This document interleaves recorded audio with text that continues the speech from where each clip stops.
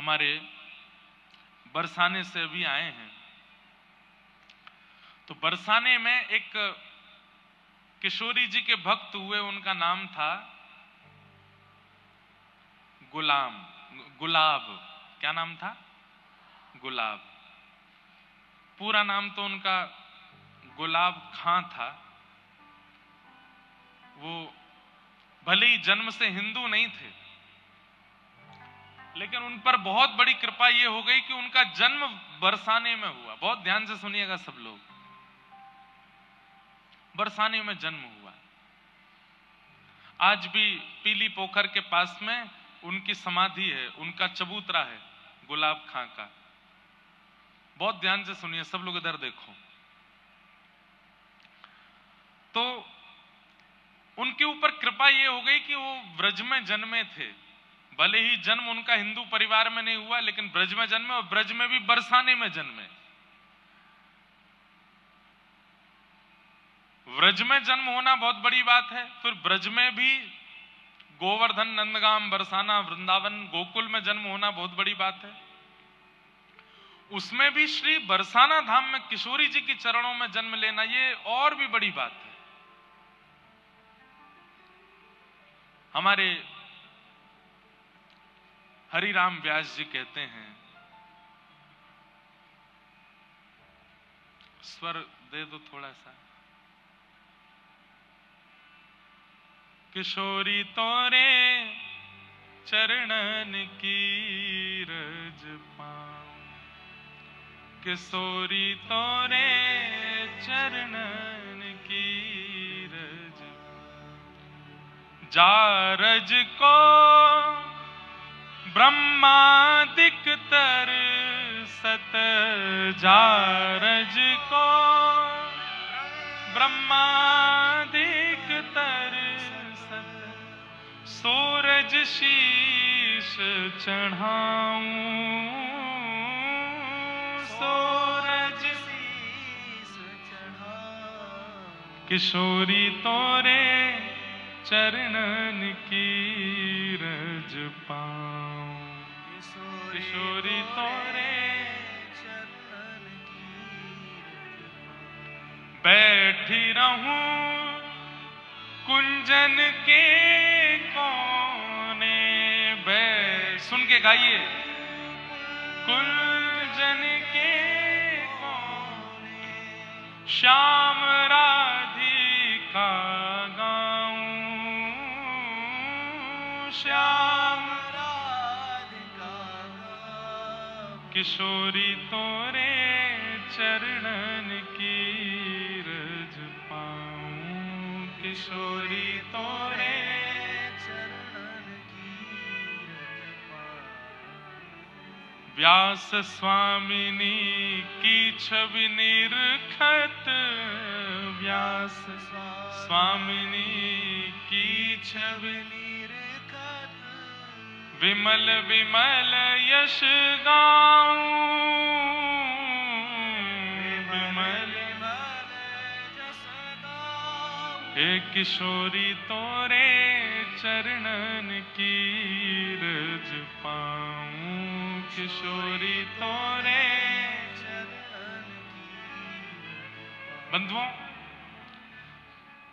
श्री राधा रानी कौन है इसका बहुत विस्तार तो मैं नहीं बताऊंगा, क्योंकि इतना अवकाश भी नहीं है और इतने अधिकारी भी नहीं है कि किशोरी जी का विस्तृत चरित्र यहां कहा जाए।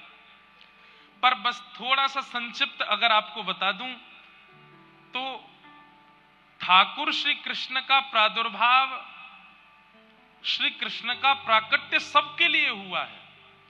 गोपियों के लिए हुआ, यशोदा मैया के लिए हुआ, नंद बाबा के लिए हुआ, यमुना जी के लिए हुआ, गिरिराज जी के लिए हुआ, पांडवों के लिए हुआ, कौरवों के लिए हुआ, द्वारिका वासियों के लिए हुआ, और अंत में हमारे आप सबके लिए हुआ। हम सबके लिए ठाकुर श्री कृष्ण पधारे। पर किशोरी जी किस लिए आई हैं पृथ्वी पर? तब हमारे श्री हृदयवंश महाप्रभु कहते हैं,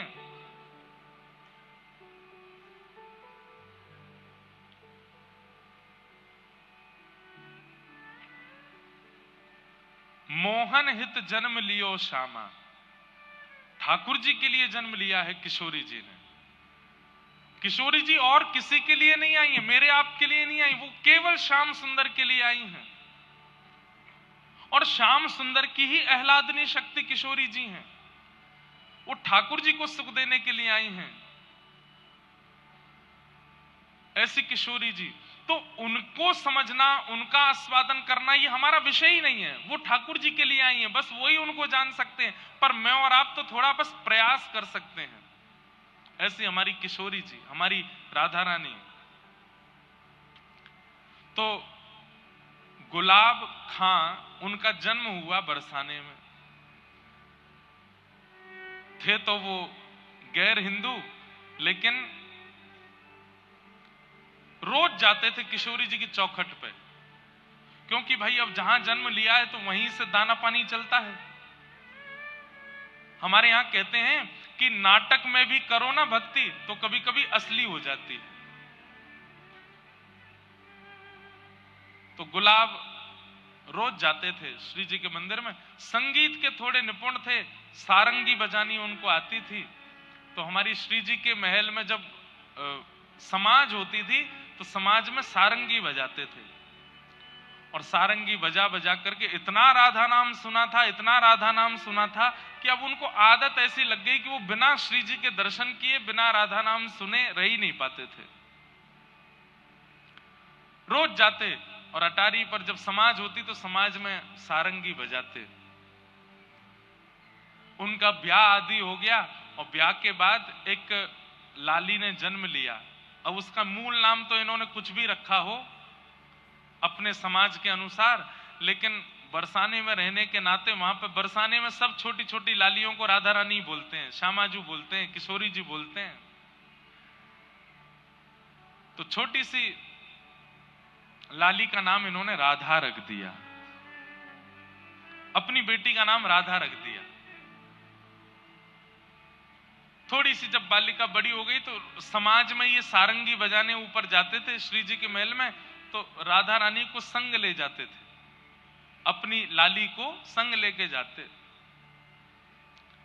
और वहां वो लाली क्या करती, जब समाज होती, करताल बजती, मृदंग बजती, राधा राधा नाम की ध्वनि होती, तो इनकी लाली वहां नृत्य करती थी। और ये अपनी लाली को देख के इतने सिहाते थे, इतने खुश होते थे और रज रज करके सारंगी बजाते।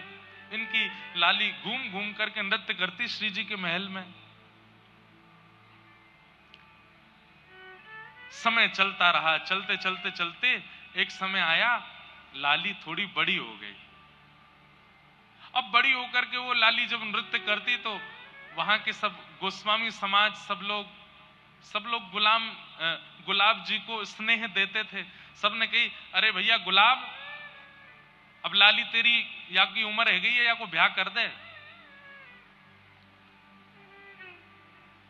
तो ये बात सुनकर के गुलाब जी बड़े बेचैन हो जाते कि मैं बेटी का ब्याह कर दूंगा तो फिर मैं किसके सहारे जीऊंगा। अच्छा, ये और लीला हुई थी कि जब इनकी बेटी ने जन्म लिया तो इनकी पत्नी पधार चुकी थी, केवल घर में पिता और पुत्री ही रहते थे। बहुत ध्यान से सुनो, किशोरी जी की कैसी कृपा। नित्य अपनी बेटी को देखते और वो नृत्य करती। सब लोगों ने कहा लाली का ब्याह कर दो, तो गुलाब जी और तो कोई बहाना नहीं देते, एक ही बहाना देते, मुझ पर व्यवस्था नहीं है, कैसे ब्याह करूं। ब्याह करने के लिए तो थोड़ी व्यवस्था होनी चाहिए। तो दो चार धनी मानी लोगों ने, बरसाने के कुछ वैष्णवों ने, ब्रजवासियों ने कही, हम सहायता कर देंगे, तुम ब्याह करो अपनी लाली का, इसका भी घर बस जाए। तो सबके ज्यादा कहने से गुलाब जी सबकी बात मान गए और पास के एक गांव के बालक से अपनी बेटी का ब्याह कर दिया। मन तो भारी हो रहा था, लेकिन जैसे ही बेटी विदा होकर के गई तो ये इतने बेचैन हो गए, इतने बेचैन हो गए कि पुत्री के बगैर अब कैसे रहूं। पुत्री का नाम क्या था? राधा। तो भक्ति जब आनंद में की जाती है, सुख में की जाती है, उसका प्रभाव इतना नहीं होता, लेकिन भक्ति जब विरह में की जाती है तो उसका प्रभाव लाख गुना ज्यादा हो जाता है।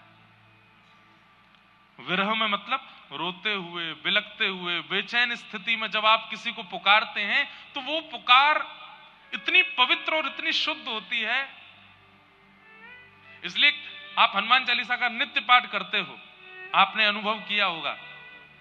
जो लोग रोज हनुमान चालीसा करते हैं, कैसे करते हैं?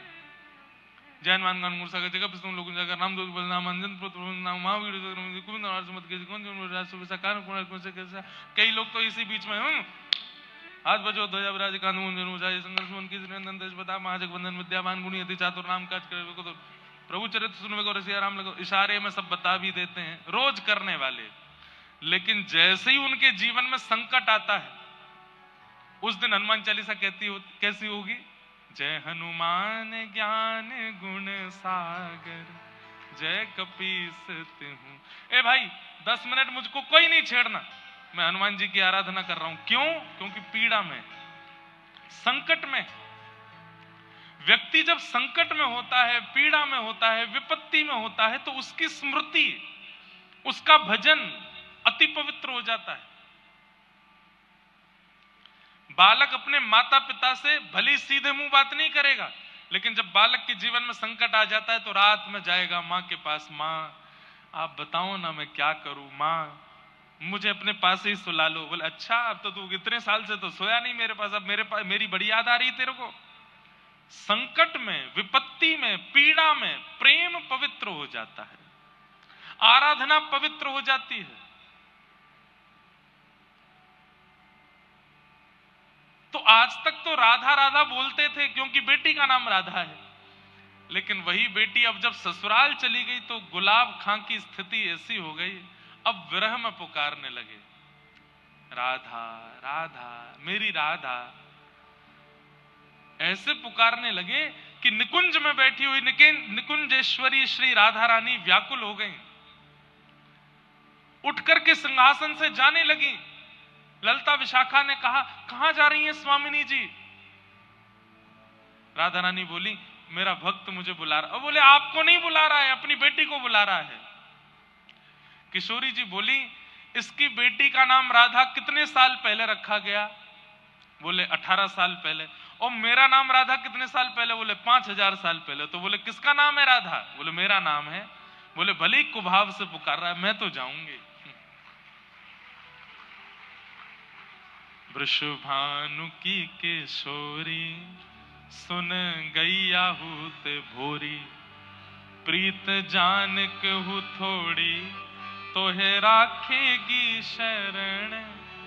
मन भूल मत जइयो श्यामा प्यारी के चरण, मन भूल मत जइयो राधा रानी के चरण। ऐसी हमारी किशोरी जी बड़ी भोली है, बड़ी सीधी है, बड़ी करुणामयी है। ललिता विशाखा बोली अरे स्वामिनी जी आपको नहीं बुला रहा है, वो अपनी बेटी को बुला रहा है। बोले कुछ भी हो राधा नाम मेरा है, मैं तो जाऊंगी। और स्थिति ये हुई कि गुलाब खां इतना बेचैन हो गया अपनी बेटी की याद में कि तुरंत बरसाने से निकल करके उसके गांव जाने लगा। तभी किशोरी जी उसकी बेटी का रूप धारण करके बीच मार्ग में आ गई और आकर के कहा पिताजी। अरे बेटी तुरंत दौड़ करके अपने हृदय से लगाया। आज जैसे अपनी पुत्री को हृदय से लगाया तो ऐसी अनुभूति उसको जीवन में कभी नहीं हुई जैसी आज हो रही है, क्योंकि किशोरी जी हैं, लाली नहीं है उसकी। पिताजी इतनी धूप हो रही है, इतनी गर्मी हो रही है, आपको प्यास लगी होगी। तुरंत अपना पानी जल लेकर के आई किशोरी जी, पिला दिया। पिताजी एक बात आपको समझाऊं। अब देखो किशोरी जी ये नहीं चाहती कि ये बरसाना छोड़ करके जाएं कहीं भी, तो क्या बोली पिताजी आप रोज रोज मेरी ससुराल आओगे तो ससुराल वाले मुझे बहुत कष्ट देंगे। बोले कैसा पिता है तेरा, रोज आ जाता है, रोज यहीं आ जाता है।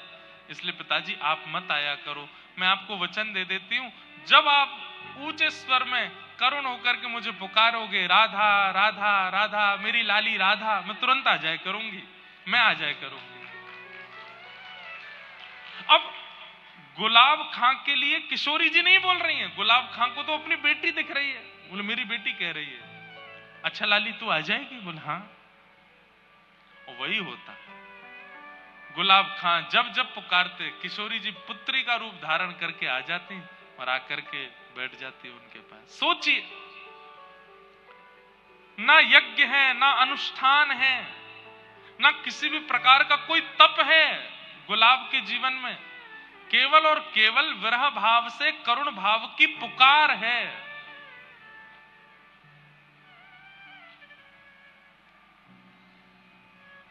बहुत दिन निकल गए, रोते रोते पुकारते, लेकिन किशोरी जी नहीं आई। तो जब पुत्री नहीं आई तो मन में सोचने लगे, मुझसे तो मना कर दिया कि मेरे ससुराल आना नहीं, और आप पुकारोगे तो मैं आ जाऊंगी, अब इतने दिन से बुला रहा हूं, आ नहीं रही है। तो श्री राधा रानी की चौखट पर पहुंच गए, अर्धरात्रि में जाकर के सिंह द्वार पर बैठ गए और वहीं बैठ करके रोने लगे, मेरी राधा, मेरी राधा, राधा मेरी स्वामिनी राधा, राधा मेरी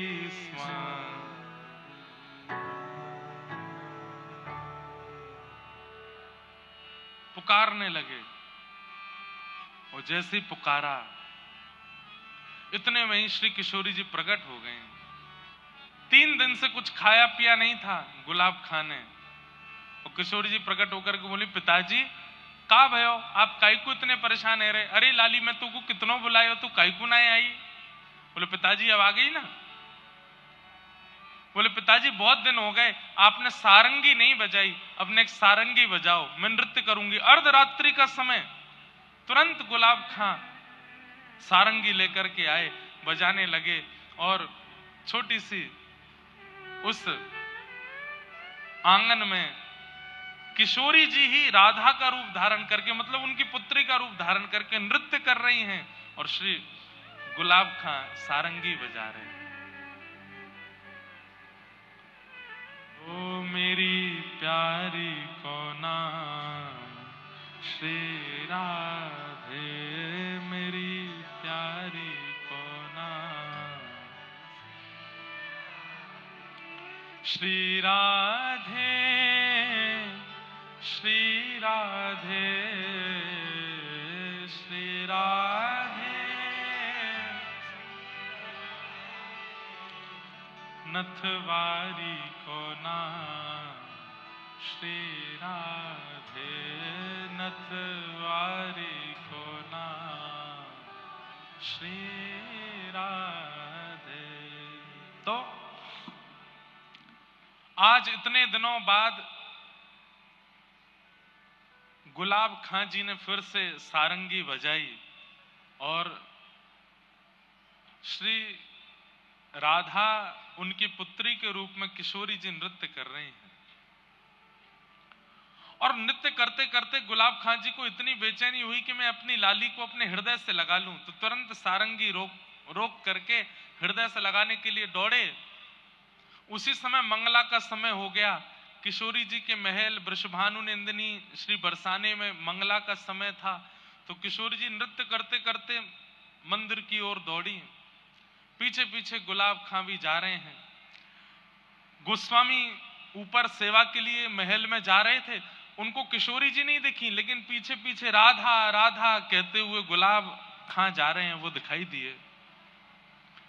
वो चिल्लाए भी, अरे गुलाब, अरे कहां दौड़ो जा रहा है, अरे कहां को जा रहा है?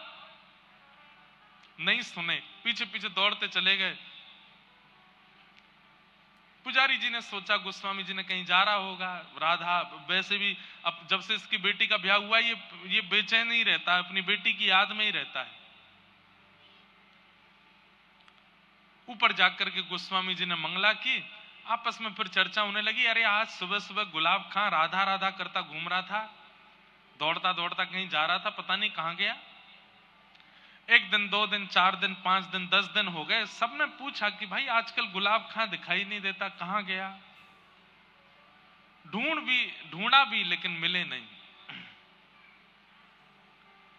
महीना 2 महीना बीत गए। बोले भैया आजकल गुलाब खां कहां हैं? बोले पता नहीं। तो फिर ऐसी वार्ता हुई कि हो सकता है वो अपनी पुत्री को इतना याद करता था उसके विरह में हो सकता है प्राण निकल गए हो, पता नहीं कहां है, उसका शव भी नहीं मिला।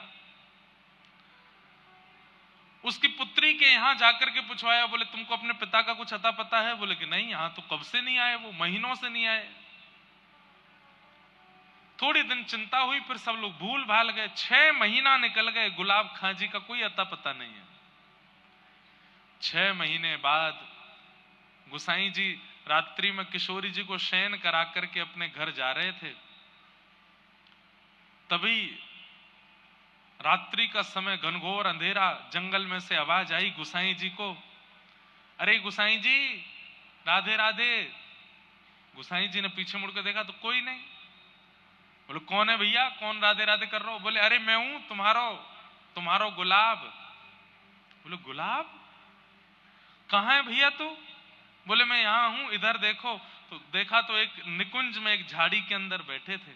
बोले गुलाब, तेरी तो भैया पूरे बरसाने में ऐसी चर्चा भई कि तू तो पधार गए हो, तू तो मर गए हो, तू यहां कैसे? तब उन्होंने पूरा वृत्तांत बताया। बोले कि मेरी मृत्यु नहीं हुई, 6 महीने पहले रात्रि में किशोरी जी ने सारंगी बजवाई और मेरी पुत्री का रूप धारण करके इतने दिनों तक किशोरी जी मिलती रही मुझसे। मैं उनको अपने हृदय से लगाने के लिए पीछे दौड़ा, निकुंज में प्रवेश कर गई और मुझे भी निकुंज में बुला लिया। मैं मरा नहीं हूं, मैं कोई भूत प्रेत नहीं बना हूं, मेरे प्राण नहीं निकले हैं। किशोरी जी ने अब मुझको निकुंज में सारंगी की सेवा दे दी है, मैं निकुंज में पहुंच गया हूं और मेरा एक नाम रख दियो है। बोले कहा? बोले मेरो नाम रख दियो गुलाब सखी। गुलाब सखी है गई हूं सुबह। और इतना कहकर के वो अंतर ध्यान हो गए। सुबह पुजारी जी ने ये बात सब गोस्वामियों को बताई, बरसाने के लोगों को बताई। और आज भी बरसाने में वहीं पीली पोखर के पास गुलाब सखी जी का चबूतरा है। समाधि नहीं है उनकी, क्योंकि उनका देह तो मिला नहीं, केवल वहां वो गुसाई जी को दिखे थे, इसलिए यह माना जाता है कि वो यहीं कुंज निकुंजों में प्रविष्ट हो गए।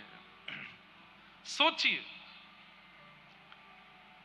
एक नाम पुत्री का रखने मात्र से और उस नाम को विरह वेदना से बुलाने मात्र से किशोरी जी की कैसी कृपा गुलाब सखी के ऊपर हुई कि उनको निकुंज की प्राप्ति हो गई। हम आप सब लोग नाम जपते हैं पर स्वार्थ लाग करहि सब प्रीति, हमारे नाम में स्वार्थ है। हम श्रीमन नारायण भी कहते हैं तो उसमें नारायण से कुछ ना कुछ मांग रहे हैं, कुछ ना कुछ इच्छा रख रहे हैं। हम कृष्ण गोविंद गोपाल मधुसूदन मुरारी आदि नाम भी जप रहे हैं तो उसमें कोई ना कोई स्वार्थ छिपा हुआ है हमारा। निस्वार्थ ऐसी गुलाब सखी हमारे बरसाने में हुई, आज भी उनका स्थान है। हम गुलाब सखी तो नहीं बन सकते, पर हम जो भी हैं उसी में ही नाम के प्रति कम से कम इतने सुदृढ़ तो हो जाएं कि उस नाम के आश्रय से हमें कुछ अनुभव ठाकुर जी का हो जाए। देखो एक बात हम स्पष्ट रूप से कहते हैं, दर्शन ठाकुर जी के नहीं हो पाएंगे हमको। हमें ऐसा लगता है कि कलिकाल में अब ऐसी स्थिति आ गई है कि ठाकुर जी का दर्शन तो हमको नहीं होगा। हो भी सकता है, कोई उस पर प्रमाण नहीं है, पर अनुभव करने की क्षमता तो हमारी है।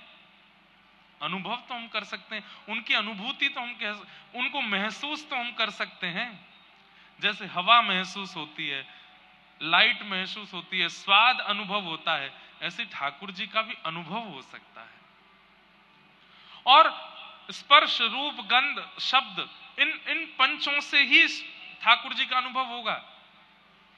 रूप स्पर्श रस गंध, इन पंच इंद्रियों से ही ठाकुर जी का अनुभव किया जा सकता है।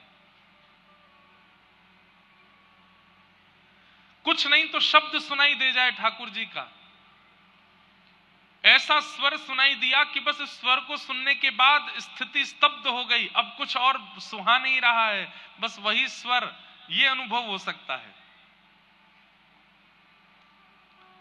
ऐसी सुगंधी आई कि बस उस सुगंधी के बाद में मन पवित्र हो गया, बुद्धि पवित्र हो गई, अब मन में कोई विकार उत्पन्न नहीं होते, ऐसी सुगंधी चढ़ गई है ठाकुर जी की, ये अनुभव हो सकता है।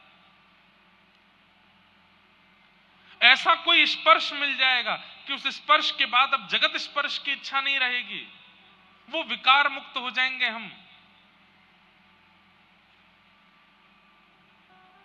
ऐसा एक रूप दिख जाए किसी संत का, किसी महापुरुष का, किसी रसिक का, किसी ब्रज भक्त का, कि उसके रूप को देखने के बाद अब कुछ और देखने की इच्छा नहीं है।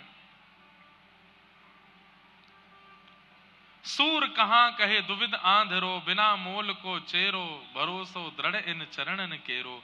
श्रीमद वल्लभाचार्य जी का दर्शन करने के बाद सूरदास जी के चित्त में कैसे कैसे अनुभव प्रकट होने लगे भक्त दर्शन से।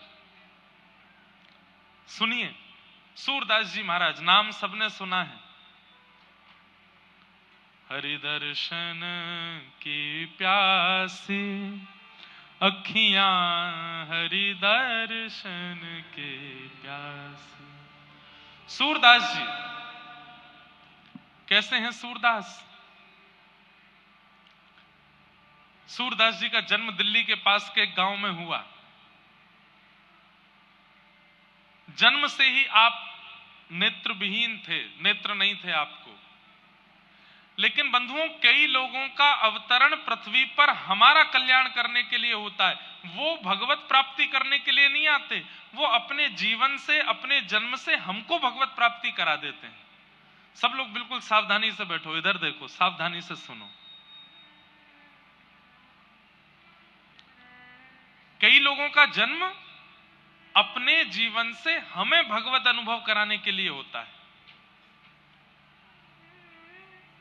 वो भगवत दर्शन करने के लिए नहीं आए, पर अपने क्रिया से हमको ठाकुर जी का दर्शन करा जाते हैं। उनमें से एक हैं श्री सूरदास जी। स्वयं नहीं देख पाए ठाकुर जी को, पर कितनों को दिखा दिया। और अभी आप अगर 10 मिनट ध्यान से सुनेंगे तो सूरदास जी के प्रसंग से आपको ठाकुर जी का दर्शन हो जाएगा।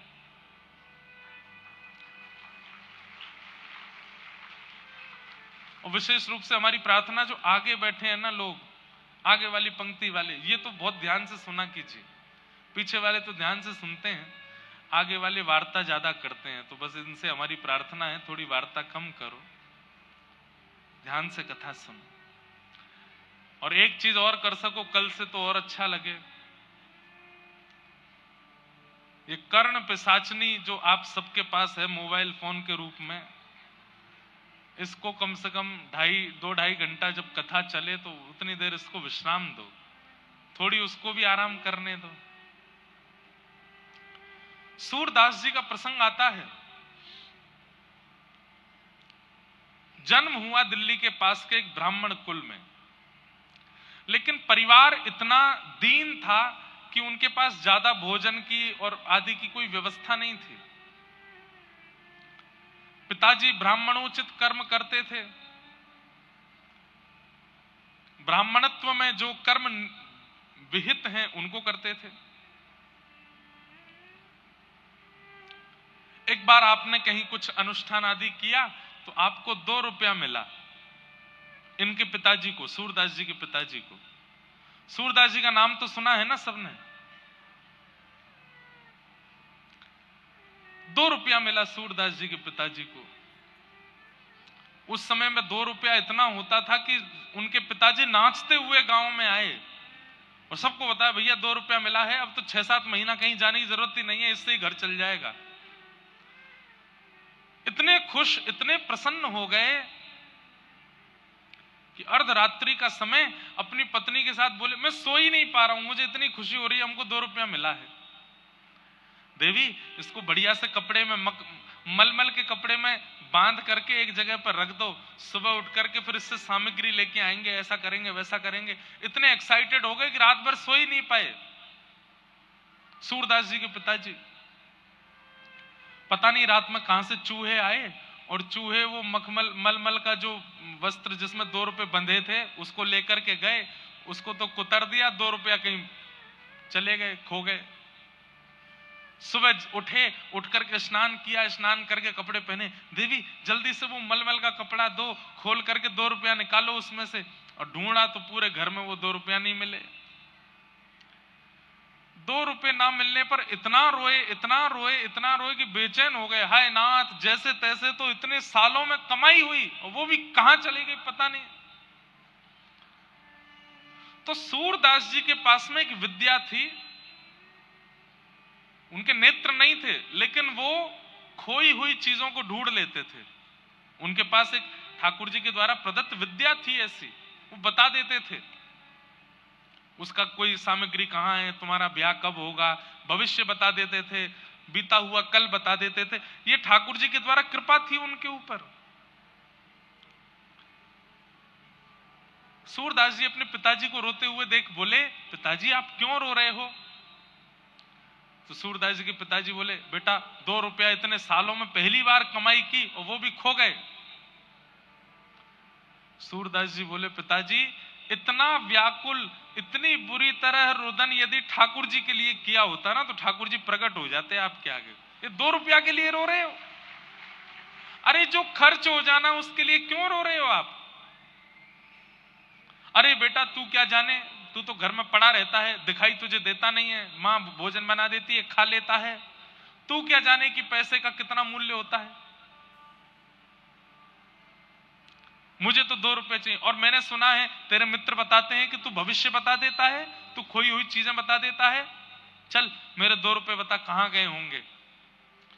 सूरदास जी बोले, पिताजी मैं अपने ठाकुर जी के द्वारा दी गई विद्या का इस प्रकार प्रयोग नहीं करना चाहता। पिता हट करवाने लगे, बोले बता 2 रुपया कहां है, तेरे पिता की आज्ञा है। तो सूरदास जी बोले, पिताजी मैं बता दूंगा कि 2 रुपया कहां है, लेकिन उसके बाद मेरी एक शर्त है। बोले क्या? बता दूंगा कि 2 रुपया कहां है, लेकिन मैं घर छोड़ के चला जाऊंगा फिर। तो पिताजी ने ऐसे देखा, बोले वैसे भी तेरा फायदा क्या है, दिखाई तो देता नहीं तुझको, करता धरता तो तू कुछ है नहीं, जीवन भर तुझे हम ही चलाएंगे, हम ही तुझे कराएंगे। और ये बस बोल रहा है कि चला जाऊंगा, जाएगा कैसे? दिखाई तो देता नहीं, कहां जाएगा, किसके पास जाएगा?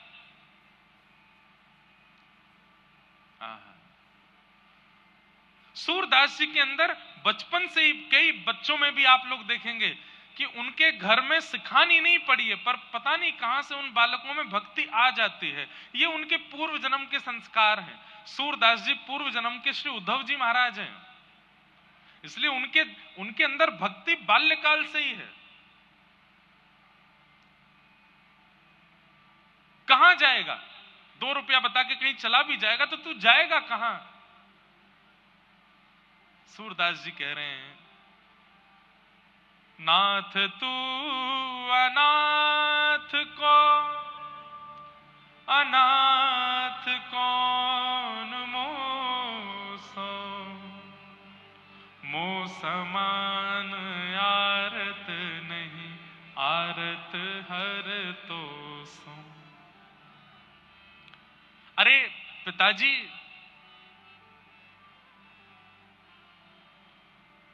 ठाकुर जी के हर नाम के आगे नाथ लगता है। बद्रीनाथ, द्वारिकानाथ, जगन्नाथ, श्रीनाथ। नाथ का मतलब क्या है? जो अनाथों का स्वामी है। अगर मैं घर से चला जाऊंगा तो मेरा स्वामी मेरी रक्षा करेगा। पिताजी बोले, अब तू चलिए बड़ी बड़ी बातें, मुझे ज्ञान मत दे ज्यादा, जल्दी बता 2 रुपया कहां है। बोले पिताजी मैं सच बोल रहा हूं कि मैं बता तो दूंगा, लेकिन मैं घर छोड़ के चला जाऊंगा। अब तू जल्दी बता। उस समय तो 2 रुपया दिख रहा था। सूरदास जी ने बता दिया। बोले रसोई घर जहां मैया भोजन बनाती है, वहां भोजन बनाने वाली जो सब्जियां काट करके जो नाली से बहाई जाती हैं, वहां रात्रि चूहों ने 2 रुपया फेंक दिए हैं, ढूंढ लीजिए मिल जाएंगे। पिताजी गए, जाकर के उस नाली को साफ करके ढूंढने लगे तो वहां दोनों 2 रुपया मिल गए। 2 रुपया लेकर के पत्नी, अरे देखो देखो देखो, मिल गए मिल गए मिल गए, अब तो 6 महीना का राशन आ जाएगा, 6 महीना घर में खूब सुख रहेगा, बढ़िया रहेगा। तभी सूरदास जी अपनी लाठी लिए चल दिए, जाने लगे। पिताजी बोले, अरे सूरदास ठीक है, मैं मानता हूं कि तुझे बुरा लगा होगा, लेकिन ऐसे छोड़ के नहीं जाना चाहिए। बोले नहीं पिताजी, मैं वचन का पक्का हूं।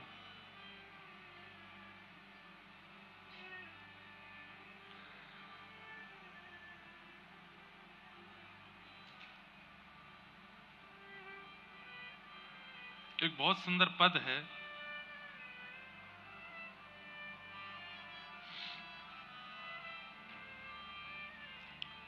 नेत्रहीन है तू, कहां जाएगा, तेरे पास नेत्र तो है नहीं। सूरदास जी कह रहे हैं मैं नेत्रहीन हूं, पिताजी आप नेत्र वाले हो। बहुत ध्यान से सुनिए, कितनी अच्छी बात है। सूरदास जी कह रहे हैं कि पिताजी आपको नेत्र दिए ठाकुर जी ने, ताकि गड्ढा आए तो आप संभल के चलो, ताकि ऊंचाई आए तो आप लांघ के चलो, चाहे मोड़ आवे तो आप मुड़ के चलो, सामने पहाड़ आ जाए तो झुक के चलो। पर मुझे नेत्र नहीं दिए ठाकुर जी ने। क्यों? क्योंकि मेरे नेत्र स्वयं श्री ठाकुर जी हैं, मेरी उंगली पकड़ के वही चलते हैं। आपको तो गड्ढे से स्वयं बचना पड़ता है, पर मुझे ठाकुर जी बचाते हैं। मेरे नेत्र तो श्याम सुंदर हैं। सूरदास जी गा रहे हैं आशा भरी। नैनहीन तुम नैना हे हरि, मैं नैनहीन तुम नैना हे हरि, नैनहीन तुम नैना हे हरि, नैनहीन हे थाम उंगरिया जान डगरिया, थाम उंगरिया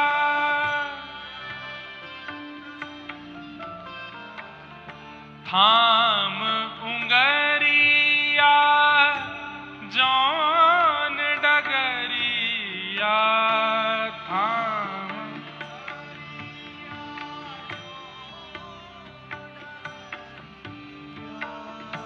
ले चलो मोहे जानो, हाँ ले चलो हरि में नैनहीन तुम नैना, हरि में नैनहीन तुम नैना हे हरि, नैनहीन तुम नैना हरि में नैनहीन तुम नैना हरि में नैनहीन तुम नैना हरि में नैनहीन। सूरदास जी गा रहे हैं हरि मैं नैनहीन तुम नैना, मेरे नेत्र नहीं है क्योंकि मेरे नेत्र आप ही हो। थाम उंगरिया, मेरी उंगली आप पकड़िए, मैं आपकी उंगली नहीं पकड़ूंगा। सूरदास जी की भक्ति की प्रणाली का अलग है। हम सब कहते हैं कि हम ठाकुर जी आपकी उंगली पकड़ रहे हैं, आप जहां ले चलोगे जाएंगे। सूरदास जी कह रहे हैं मैं नहीं पकड़ूंगा, आप मेरी उंगली पकड़ो और जहां ले चलोगे वहां जाऊंगा। थाम उंगरिया जान डगरिया, थाम उंगरिया जान ले चलो मोहे जानो, हाँ ले चलो मोहे जानो, हरि में नैनहीन तुम नैना, हरि में नैनहीन। निकल गए घर से, पिताजी बुलाते रहे लेकिन लौट करके नहीं आए। सूरदास जी 7-8 वर्ष की आयु है, छोटी सी अवस्था में निकल गए। एक गांव में जाकर के बैठ गए। वहां गांव में बहुत भूख लगी थी, प्यास लगी थी, तो किसी से मांग नहीं रहे थे। तभी एक गौशाला वाला व्यक्ति था, उसकी खूब सारी गैया थी। वो बड़ा बेचैन रोता हुआ उस मार्ग से जा रहा था। सूरदास जी वहीं बैठे थे। अरे मेरी गैया कहाँ चली गई, मेरी गैया किसी ने चुरा ली, रोता हुआ जा रहा था। सूरदास जी ने, उनको पता तो चली जाता था, उन्होंने तुरंत उस व्यक्ति से कहा, सुनो, पास का एक और गौशाला वाला व्यक्ति है, चरवाहा है, वो तुम्हारी गैया लेकर के उस सरोवर के पास है, जाओ ले आओ। वो व्यक्ति गया, वहां जाकर के देखा तो गैया मिल गई सारी, अपने गैया घेर करके ले आया। उसने सूरदास जी के चरण पकड़े, बोले भैया आप छोटे से बालक हो, आपको कैसे पता कि मेरी गैया वहां थी, और मैं आपके नेत्र देख पा रहा हूं, आपको दिखाई नहीं देता? बोले मैं नयनहीन हूं, मेरे नेत्र ठाकुर जी वही देखते हैं। बोले मैं क्या सेवा करूं? बोले सेवा कुछ मत करो, 4-5 दिन हो गए घर छोड़ के निकल गए, कुछ खाया पिया नहीं है, थोड़ा हमको दूध पिला दो। उसने कहा महाराज जी दूध नहीं पिलाऊंगा, मैं तो एक गैया आपको दान कर रहा हूं। बोले गैया का हम क्या करेंगे, हम पे आंख तो है नहीं, कैसे चराएंगे? बोले मैं एक ग्वारिया भी दे दूंगा, वही चराएगा, वही दूध निकाल के आपको पिलाएगा। सूरदास जी बोले बढ़िया है, दूध पिएंगे, भजन करेंगे ठाकुर जी का। लेकिन उस व्यक्ति ने पूरे गांव में हल्ला मचा दिया कि ये बालक भविष्य देखना जानता है, खोई हुई चीजें ढूंढ के बता देता है। अब तो महाराज वहां इतनी भीड़ लगने लगी, कोई बोला मेरा बेटा खो गया, उसको बता दो कहां है, सूरदास जी बता देते वहां है। कोई बोलता मेरी बेटा का ब्याह कब होगा बता दो, तो बता देते। मेरी बेटी का किस दिशा में ब्याह होगा, सूरदास जी बता देते, दक्षिण दिशा में उस फलाने नाम के नगर में एक सेठ है, उनके बेटे से ब्याह होगा। इतना अकाट्य सत्य तक बता देते कि तुम्हारे बेटे का ब्याह होगा, उसकी पत्नी मर जाएगी। बोले कि हम कहीं और ब्याह, बोले जहां ब्याह करोगे वो मरेगी ही मरेगी। बोले नहीं ब्याह करें तो, बोले तुम नहीं करोगे तो तुम्हारा बेटा जबरदस्ती ब्याह करेगा। ब्याह तो इसका होगा, और इसके योग ऐसे हैं कि इसको पत्नी की मृत्यु देखनी ही पड़ेगी, ऐसा भविष्य कथन करते थे लोग बाग। इतना दान्य पुण्य, चमत्कार को नमस्कार है, इतना दान पुण्य करने लगे, इतना उनको धन दान। एक गैया थी पहले उनके पास, अब तो गौशाला खुल गई सूरदास जी की, तो महल बन गए उनके, सेवक हाथ पांव दबाने लगे। एक दिन सूरदास जी के मन में इतना वैराग्य आया, बोले घर बनाने के लिए घर नहीं छोड़ा था मैंने, ये तो अपने घर से भी बड़ा घर बना लिया मैंने, इसलिए थोड़ी छोड़ा था घर अपना। और बंधुओं, व्यक्ति किसी के पीछे स्वार्थ से ही लगता है, ये बात तो निश्चित है। तो सूरदास जी के अब हजारों शिष्य हो गए, शिष्य मतलब उनको चाहने वाले। तो एक दिन सूरदास जी ने मंच पर बैठ करके कहा कि मैं आज एक घोषणा करने वाला हूं, तुम सब लोग मुझसे कितना प्रेम करते हो? सब बोले इतना प्रेम करते हैं कि आप पे अपनी जान भी लुटा देंगे। ध्यान से सुनना बात। हजारों लोग बोले हम आप पे अपनी जान भी लुटा देंगे। तो सूरदास जी बोले आज हम एक घोषणा कर रहे हैं। बोले क्या? आज के बाद हम किसी का भूत भविष्य वर्तमान नहीं बताएंगे। आधे लोग तो उसी समय अपना आसन उठा लिए, बोले अब बाबा जी हमारे काम के नहीं है, ये भविष्य ही नहीं बताएंगे, भूत ही नहीं बताएंगे, वर्तमान ही नहीं बताएंगे, तो फिर इनके संग रह के करना क्या है? ये राधे कृष्ण करते हैं, हमको थोड़ी राधे कृष्ण करना है, हमको तो इनके चमत्कार से मतलब था। बंधुओं, हमारे हिंदू वैदिक सनातन परंपरा के कई आचार्यों ने अपने गुणों का त्याग किया, तो लोगों ने उनका त्याग कर दिया। सूरदास जी ने जैसे घोषणा करी कि मैं आज के बाद भविष्य नहीं बताऊंगा, भूत वर्तमान नहीं बताऊंगा, तो आधे लोग तो चुपचाप वहां से खिसक लिए। उनसे पूछा गया कहां जा रहे हो तुम? तो प्राण न्योछावर, पत्नी की तबीयत बहुत खराब है, बस उसको देख के आ जाऊंगा। कभी नहीं आया लौट के। बेटे को वहां भेजना है, बस उसको पहुंचा के आ रहा हूं। ऐसे बहाने बना बना के सब चले गए, अकेले सूरदास जी रह गए। अब जिन्होंने महल वहल बनवा के खड़े कर दिए थे, वो भी बोलने लगे बाबा बहुत पैसा लगा है, अब इसको हमको ही दे दो, हमारा घर परिवार बहुत बढ़ गया। बोले रह लो। सब दे दाग करके जब सब त्याग दिया, तो गीता जी कहती हैं आपके चित्त को शांति वस्तु खरीदने से नहीं मिलेगी। आपके चित्त को शांति तो त्याग से ही मिलेगी। त्यागात शांति अनंतरम।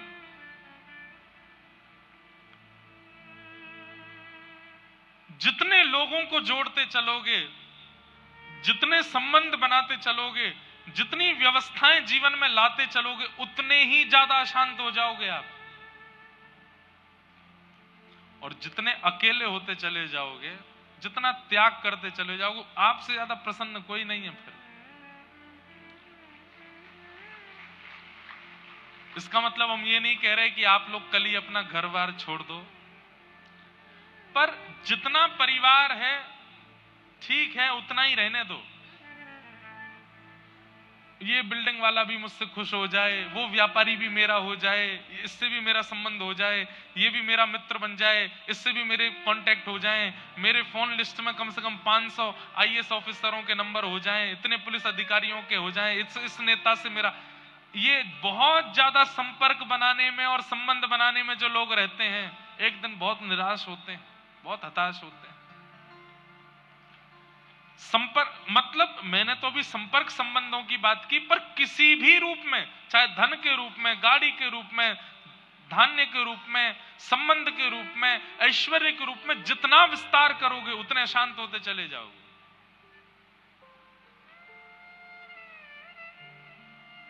और जितने एकांत उतने प्रसन्न। सूरदास जी ने जब सबने सूरदास जी का त्याग कर दिया, सूरदास जी बोले अब मन को शांति लग रही है, अब मन को अच्छा लग रहा है। और तब निकल पड़े, आगरा के पास एक गांव में जाकर के निवास करने लगे। अब किसी का भविष्य भूत वर्तमान नहीं बताते, उनको पता चल भी जाता है फिर भी नहीं बताते, केवल भजन करते हैं ठाकुर जी का। 30 वर्ष के आसपास की आयु हो गई, तब जाकर के मन में फिर से एक विकार लगा कि कुछ कमी है, कुछ जैसे मानो रह गया हो। तब पूछने लगे अपने आप से कि क्या रह रहा है, क्या छूट रहा है। तब मन से आवाज आई कि अभी तक तुम्हारे गुरु नहीं मिले, तुम्हारे जीवन में सदगुरु नहीं आए। तब इच्छा हुई कि मैं किसको गुरु बनाऊं। बंधुओं, हम एक बात कहते हैं, और हम ही नहीं, ये सब शास्त्र आज्ञा भी कहती हैं कि आप गुरु नहीं खोजते, गुरु आपको खोजता है, गुरु आपको चुनता है। आजकल के बच्चे गुरु चुनते हैं कौन से वाले बेटर हैं, हेयर स्टाइल जिनकी ज्यादा अच्छी हो, ड्रेसिंग सेंस जिनका बढ़िया हो, प्रभाव जिनका अच्छा हो, गला जिनका अच्छा हो, देखने में जो सुंदर हो, उनको गुरु बनाए। नहीं, ऐसे गुरु नहीं। गुरु कौन? जिसकी वाणी प्रकट होते ही नेत्र बंद हो गए और चित्त में प्रिया प्रियतम का विलास प्रारंभ हो गया, जिसके उपस्थित होते ही मन में जितने विषाद थे, विकार थे, उसके दर्शन मात्र से नष्ट होने लगे, जिसके उपस्थित होते ही ये मेटेरियलिस्टिक वर्ल्ड अच्छा नहीं लग रहा है, अब बस इच्छा हो रही है चल मन वृंदावन धाम, चल मन वरसानो धाम, चल मन भक्ति के मार्ग पर। जिसके चित्त में आती आलस्य चला गया, क्रोध चला गया, काम चला गया, जिसका स्वरूप, जिसकी वाणी, जिसकी उपस्थिति इतने परिवर्तन चित्त में कर दे, वही गुरु है। वो गुरु है। जिसको देख करके आप आकर्षित हो गए, वो गुरु नहीं हो सकता। जिसको देख करके आपके चित्त का अहंकार, आपके चित्त का काम, क्रोध, ईर्ष्या, द्वेष, अभिनिवेश, अहंता, ममता ये नष्ट हो जाए, वो गुरु है। सूरदास जी के मन में विषाद हो रहा था कि मेरे जीवन में गुरु नहीं है। तभी 4-5 लोग चर्चा करते जा रहे थे, अरे तुम्हें पता है एक आचार्य चरण भ्रमण करते हुए व्रजधाम की ओर जा रहे हैं और वो इसी गांव से निकलने वाले हैं। तो दूसरे ने पूछा कौन से आचार्य चरण, तो नाम बोले श्रीमद वल्लभाचार्य जी महाराज। नाम सुनते ही सूरदास जी के चित्त में मानो जैसे किसी प्यासे को प्यास लगी हो, उसको जल पिला दिया हो, ऐसी तीव्र शांति होने लगी। सूरदास जी बोले जिनके नाम में इतनी शांति है, उनके वचनामृत कितने अद्भुत होंगे, उनके दर्शन कितने अद्भुत होंगे। गांव में श्रीमद् वल्लभाचार्य जी का आगमन हुआ। इन्होंने किसी गांववासी से कहा, मुझे वल्लभाचार्य जी के दर्शन कराने ले चलो। तो गांव के सदस्य ने कहा, भाई तुम पर नेत्र तो है नहीं, तुम क्या दर्शन करोगे, तुम देख तो पाते नहीं हो, कैसे देखोगे। सूरदास जी का उत्तर गजब का है। बोले, मैं उनको नहीं देख पाऊंगा, पर वो तो मुझे देख लेंगे, उनकी दृष्टि तो मेरे ऊपर पड़ जाएगी। बस यही तो चाहिए कि वो मुझे देख लें एक बार। और जैसे ही सूरदास जी पहुंचे, श्रीमद् वल्लभाचार्य जी महाराज विराजमान थे गुरु रूप में, सामने असंख्य भक्त बैठे थे। किसी ने कहा, ये बड़े अच्छे साधक हैं, इनका नाम सूरदास है। और आंसू कवि, आंसू कवि किसको कहते हैं, जो तुरंत रचना करके गा देता हो, तुरंत रचनाएं करके बना देता हो, उसको आंसू कवि कहते हैं। और ये आंसू कवि हैं। वल्लभाचार्य जी बोले, अच्छा इधर आओ। सूरदास जी लठिया लेके गए, बैठ गए, कुछ सुनाओ। सूरदास जी तुरंत गाने लगे, कौन कुटिल खल कामी मौसम, कौन कुटिल खल कामी, जो तन दियो ताहि बिसरायो, ऐसो नमक हरामी। अपनी बुराई करने लगे, मैं तो कुटिल हूं, मैं तो कामी हूं, ऐसा पद गाने लगे। वल्लभाचार्य जी बोले, कुछ और सुनाओ। तो सूरदास जी ने दूसरा पद गाया, हरि मैं पतितन को सरदार, मैं पापियों का सरदार हूं, सरताज हूं। हरि मैं पतितन को सरदार, मैं पतितों का सरदार हूं। को कर सके बराबर मेरी, नहीं को के लायक, जो प्रभु अजामिल को दीन्हो, सो पाटो लिखत पाऊं। हरि जी में पतितन को सरताज। तो वल्लभाचार्य जी महाराज सामने बैठे बैठे बोले, हमारी ब्रज भाषा का शब्द है, बोले गिघियाए क्यों रहे हो, मतलब सिंपैथी पाने के लिए अपनी इतनी निंदा क्यों कर रहे हो। मैं ऐसा हूं, मैं वैसा हूं, इतने दीन दुल्लर तिल्लर होकर के इतनी बुराइयां अपनी कर रहे हो। अरे कुछ अच्छा सुनाओ, कुछ ठाकुर जी की लीला सुनाओ। सूरदास जी बोले, मैंने आज तक यही सब गाया है। सुनेरी मैंने निर्बल के बलराम, ये पद तो सबने सुना होगा सूरदास जी का। सुनेरी मैंने निर्बल के बलराम, पिछली साख भरूं संतन की आड़ सवारे काम, जब लग गज बल अपनो बरत्यो, नेक सरयो नहीं काम, निर्बल भय बलराम पुकार्यो, आयो आधे नाम। सुनेरी मैंने निर्बल के बलराम। गजेंद्र ने अपना पूरा बल लगा लिया, लेकिन ग्राह से अपने पैर को नहीं छुड़ा पाया। लेकिन जैसे ही आपको पुकारा तो आधा नाम हरि, हरि पूरा नहीं बोल पाया, केवल ह बोला है। रौ बोलते बोलते तो ठाकुर जी आ गए, आकर के गजेंद्र को वहां से उबार लिया। आए आधे नाम, सुनेरी मैंने निर्बल के बलराम। द्रुपद सुता निर्बल भई तादिन, तज आए निज धाम, दुशासन की भुजा थकित भई, वसन रूप भय श्याम। सुनेरी मैंने निर्बल के बलराम, सुनेरी मैंने निर्बल के बलराम। सूरदास जी बोले, मैंने आज तक ऐसे ही पद गाए हैं, ठाकुर जी के बल का, प्रभाव का जिसमें वर्णन हो, या फिर अपनी निंदा जिसमें हो। गोस्वामी वल्लभाचार्य जी बोले, एक बार जाओ जमुना स्नान करके आओ। जमुना स्नान करके आए तो आकर के बोले, अपने दिव्य चक्षुओं से अनुभव करने का प्रयास करो, सामने क्या दिखाई दे रहा है। सूरदास जी ने यथाउचित वर्णन कर दिया कि आप एक सुंदर आसन पर बैठे हैं, पीली पीतांबरी, पीले वस्त्र पहने हैं, आपके सुंदर ललाट पर गोल तिलक है, वल्लभ कुल का तिलक है, आपके कानों में सुंदर कुंडल है, लंबी चौड़ी शिखा है, आपका ललाट बिल्कुल तेज से भरपूर है। वल्लभाचार्य जी बोले और बताओ और क्या दिख रहा है।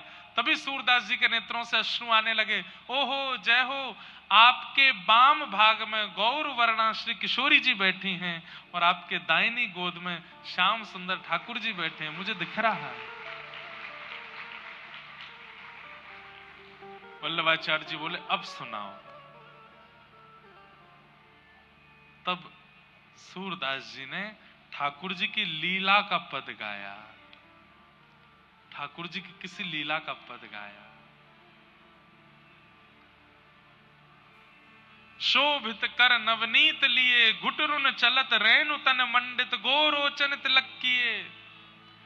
जिनके पास नेत्र नहीं है ऐसे सूरदास जी तुरंत लीलाएं बना बना करके गाने लगे, आहा वर्णन करने लगे।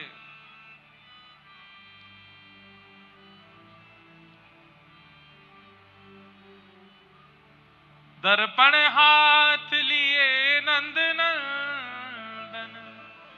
सूरदास जी कह रहे हैं मुझे क्या दिख रहा है, सुनिए गुरुदेव कि ठाकुर जी अपने हाथ में दर्पण लेकर के बैठे हैं और स्वयं नहीं देख रहे हैं, किशोरी जी को दिखा रहे हैं और किशोरी जी से पूछ रहे हैं, हे श्यामाजू दर्पण में देख के बताओ आप ज्यादा सुंदर हो कि मैं ज्यादा सुंदर हूं। हे राधे रानी तुम्हें लागत हूं मैं कैसो, हे श्यामा प्यारी तुम्हें लागत हूं मैं कैसो। सूरदास जी वर्णन करने लगे ठाकुर जी की लीलाओं का। वल्लभाचार्य जी बोले बस अब हो गया कल्याण। एक गुरु की कृपा की कोर होते ही बिना नेत्रों के भी वो दिखने लगा सूरदास जी को जो किसी को नहीं दिखता था। वल्लभाचार्य जी महाराज ने श्रीमद् भागवत जी की पोथी ली और श्रीमद् भागवत जी के ज्यों ज्यों प्रसंग सुनाए, ज्यों ज्यों वर्णन किए। सूरदास जी को सुनते 4 शब्द हैं पर दिखाई 18 शब्द देने लगते हैं। ठाकुर जी की एक लीला गुरुदेव सुनाते हैं पर उस एक लीला के 18 प्रकार सूरदास जी को दिखने लगता है। अब गोस्वामी वल्लभाचार्य जी तो केवल इतना बताते हैं कि ठाकुर जी माखन चोरी कर रहे हैं, लेकिन सूरदास जी को माखन चोरी भी दिखती है, दही चोरी भी दिखती है, दूध चोरी भी दिखती है, किस किस गोपी के यहाँ कैसे कैसे चोरी करते हैं वो सब दिखाई देता है सूरदास जी को। सूरदास जी बैठे बैठे रोते रहते हैं, बोले गुरुदेव आप तो जरा सा बताते हैं, मुझे तो बहुत कुछ अनुभव होने लगता है। गुरुदेव कह रहे हैं कि ठाकुर जी घुटमुन चल रहे हैं। सूरदास जी कहते हैं अरे नाथ आपने तो घुटमुन चलवाया, उसके बाद मुझको दिख रहा है क्या। हे हरि अपने आंगन कछु गावे। ठाकुर जी खड़े हो गए और अपनी एक भुजा उठा करके कुछ गा रहे हैं, घूम घूम करके गा रहे हैं, मुझे दिखाई दे रहा है। ये गुरु कृपा है।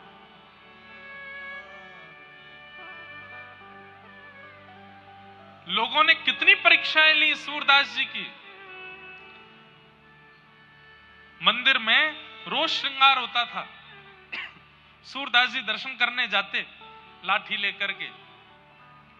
ठाकुर जी इधर हैं और सूरदास जी इधर देख करके खड़े होते, कोई आकर के घुमा देता, बोले सूरदास जी यहाँ हैं ठाकुर जी, तो वहां खड़े होकर के भी ऐसे मुंह घुमा लेते, अच्छा यहाँ हैं, बोले यहाँ नहीं इधर हैं, ये रहे सामने, अच्छा अच्छा अच्छा। सब कहते बेचारों को दिखता नहीं है, पर जैसे ही कपाट खुलते सब तो जय जयकार करते, दर्शन करते।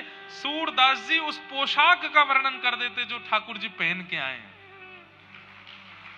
आज तो ठाकुर जी ने पीतांबरी पहनी है, आज तो थोड़ी पर सुंदर लाल हीरा चमक रहा है, आज तो ठाकुर जी ने ऐसी पाग धारण करी है।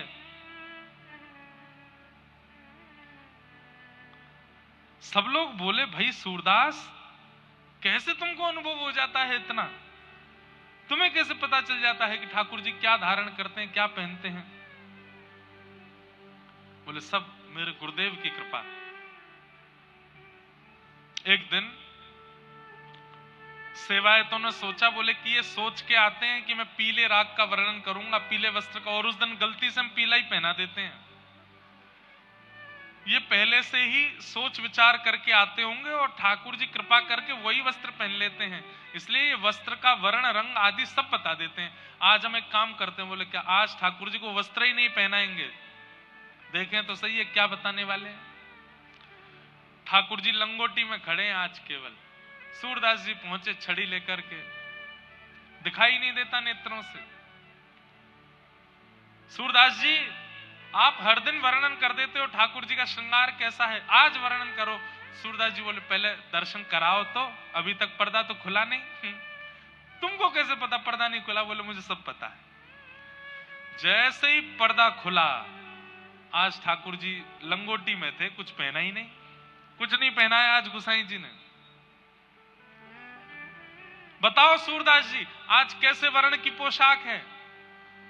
सूरदास जी विचार करने लगे, चिंतन करते करते खूब जोर से मुंह पे हाथ धर के हंसे और हंस करके बोले आज तो बहुत ही प्यारे लग रहे हैं।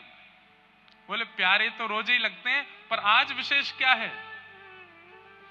सूरदास जी बोले आज हरि देखे नंगम नंगा, आज हरि देखे नंगम, मोती माल उर्माही विराजे, मोती माल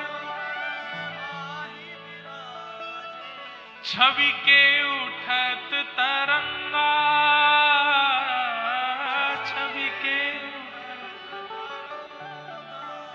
आज हरि देखे नंगम नंगा, आज हरि। आज तो ठाकुर जी बिल्कुल निर्वस्त्र खड़े हैं और इनके अंग की कांति कैसी है?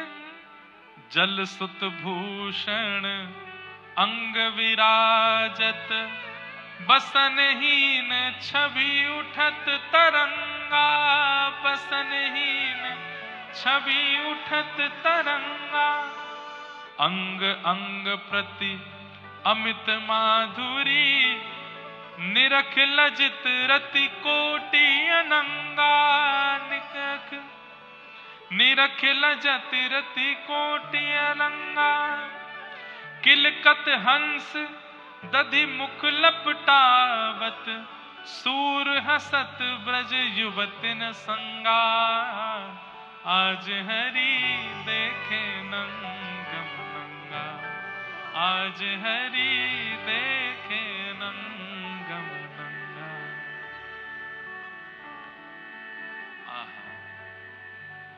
सब सूरदास जी को प्रणाम करने लगे। बोले सूरदास जी आपको ये दृष्टि कैसे प्राप्त हो गई? आपको तो दिखाई देता नहीं है। सूरदास जी बोले सूर कहा कहे दुविध आंधेरो, बिना मोल को चेरो। मैं अपने गुरुदेव का जब से चेला हो गया हूं, बिना मोल का चेला, तब से मेरे गुरुदेव ने कृपा करके ऐसी दिव्य दृष्टि दे दी है। भले ही बाहर का संसार मुझको नहीं दिखता, पर ठाकुर जी से संबंधी हर वस्तु मुझको दिखाई दे जाती है, हर वस्तु का मुझको अनुभव हो जाता है। गुरु ये कृपा करते हैं। बंधुओं, जिस गुरु के सानिध्य में जाकर के संसारी वस्तु प्रिय लगने लग जाएं, वो गुरु फिर या तो आपके शिष्यत्व में कमी है या गुरु के गुरुत्व में कमी है। पर जिस गुरु के सानिध्य में जाकर के व्रज प्रिय लगे, अयोध्या प्रिय लगे, ठाकुर जी प्रिय लगे, कथा प्रिय लगे, भजन प्रिय लगे, कीर्तन प्रिय लगे, सात्विक वस्तु प्रिय लगे, सात्विक व्यक्ति प्रिय लगे, सात्विक संबंध प्रिय लगे, वो गुरु है। हम गुरु को दोष नहीं देंगे। गुरु जीवन में आया, उसके बाद भी संसार की वस्तु ही प्रिय लग रही हैं, तो आपके शिष्यत्व में कमी हो सकती है, गुरु के गुरुत्व में कोई कमी नहीं है। गुरु तो हरि से प्रेम कराता है, गुरु तो हरि के प्रति रुझान कराता है। ऐसे गुरु के प्रति भाव बताए गए हैं।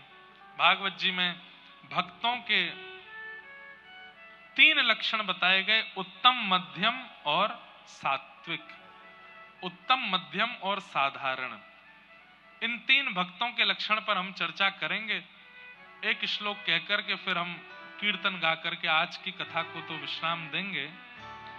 बंधुओं, कथा का समय 3 बजे से है, पर आज प्रथम दिन था, थोड़ा विलंब हुआ, पर कल से 3, 3:30 के बीच में कथा प्रारंभ हो जाएगी।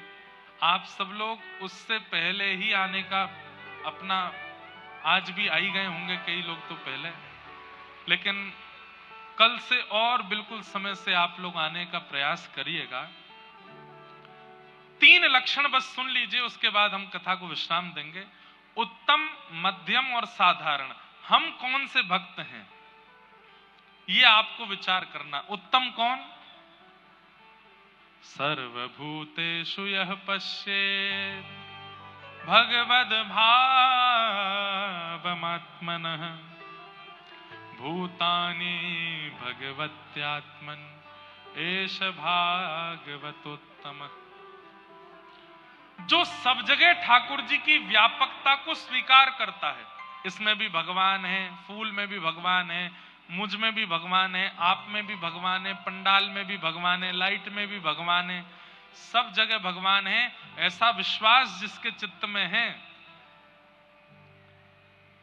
उत्तम भागवत है, वो उत्तम भक्त है। ऐसे भक्त को हम लोग अपनी भाषा में पागल कह सकते हैं, कभी कभी पागल है। कई लोग ऐसे होते हैं, वो कहीं भी पैर लग जाता ना उसको पूछते हैं। ये बुरी आदत नहीं है, ये बहुत अच्छी बात है। भाई सब जगह ठाकुर जी हैं, कहीं पैर लग जाए तो उसको ऐसे स्पर्श करते हैं, या स्पर्श ना भी करें तो उनके मन को खेद होता है कि हमने यहाँ पैर रखा है, इसमें भी ठाकुर जी का तो तत्व विद्यमान है ना। ये उत्तम भागवत का लक्षण है, उत्तम भक्त का लक्षण है, जो सब में और सब जगह ठाकुर जी को देखता है।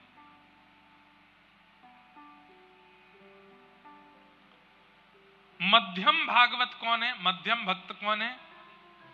ईश्वरे तदधीनेषु बालशेषु दुषस्तु च प्रेम मैत्री कृपोपेक्षा यह करोति समध्यम।